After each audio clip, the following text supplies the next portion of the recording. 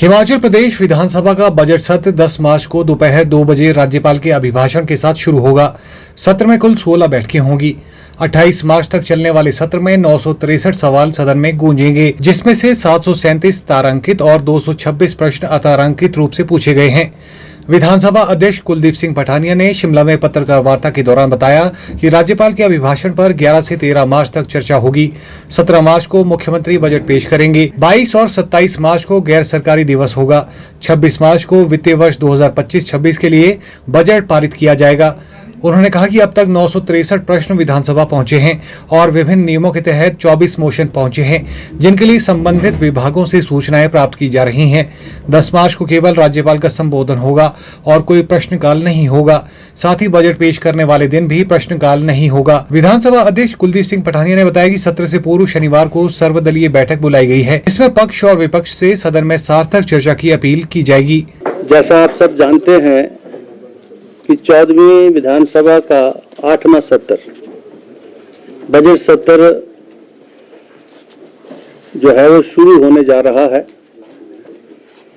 और ये सत्र जो है हमारा गवर्नर एड्रेस से शुरू होगा।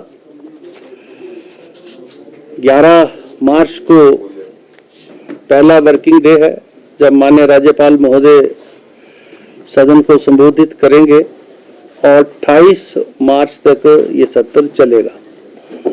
लगभग 16 सिटिंग्स इसमें होंगी और राज्यपाल अभिभाषण के ऊपर धन्यवाद प्रस्ताव और उसके बाद 17 मार्च को budget presentation by the honourable chief minister और उस पर चर्चा 4 दिन की, फिर डिमांड्स के ऊपर कट मोशंस और जो है 28 मार्च से पहले 27 को पास कर देंगे हम, 26 मार्च को बजट जो है ये पास होगा।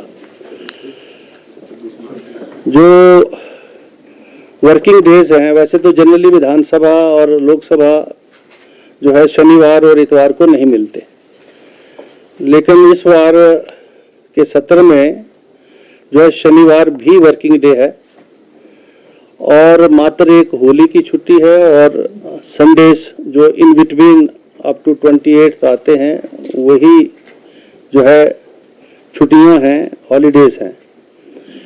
क्योंकि बिजनेस जो था वो इतना ज़्यादा था जिसके फलस्वरूप हमको शनिवार को भी जो है सत्र का आयोजन करना पड़ा।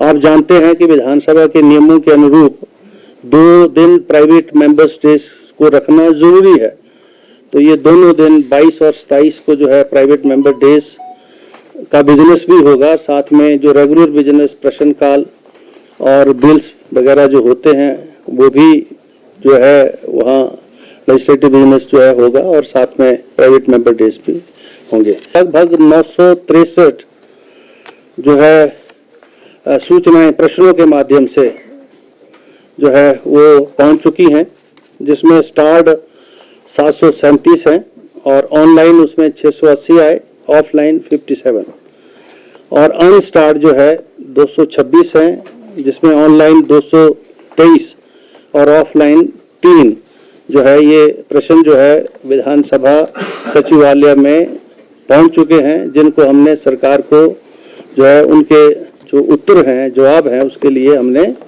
लिख दिया है।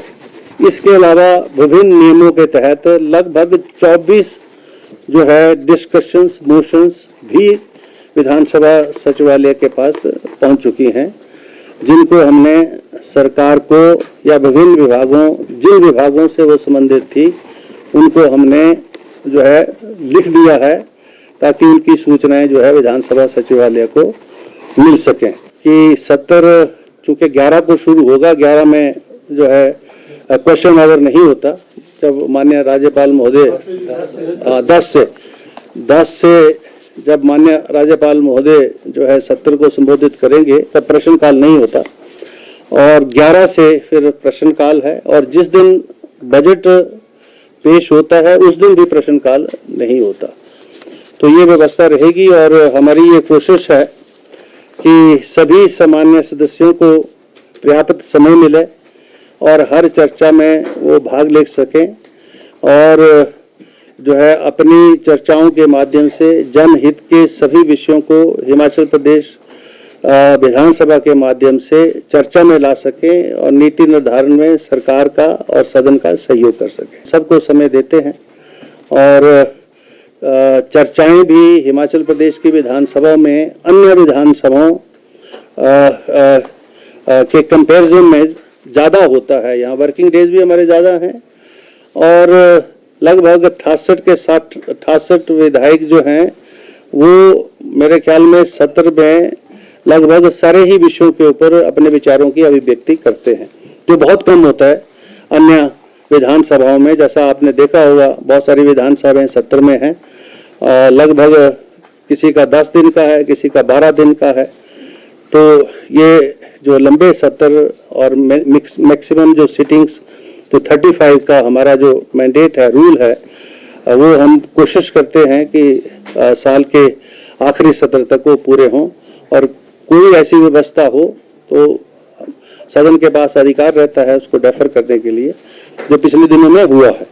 तो ये कुछ बातें हैं जो मीडिया के माध्यम से मैं हिमाचल प्रदेश की जनता तक ये सारे विषय पहुंचाना चाहता हूं। Bureau report, channel 9, Shimla.